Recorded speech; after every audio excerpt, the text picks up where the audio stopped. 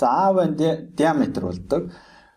За А-ын онцгой нь 58 градус болвол В-ын онцгой олоогч. За тэгвэл бид тойрог дотор багтсан гурвалжин байна. За тойргийн төвийг АВ таланд дайрж байгаа бол энэ тэгш өнцөгт гурвалжин байна гэсэн. За А-ын онцгой нь 58 градус. За тэгвэл В-ын онцгойг олох юм бол тэгш өнцөгт гурвалжны 2 хурц өнцгийн нийлбэр нь 90 градус байдаг.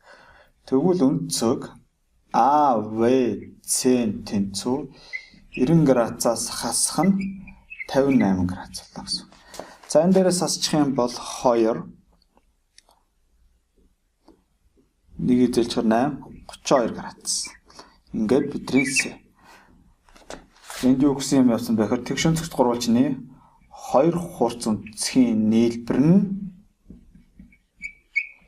ямагт 90 градус.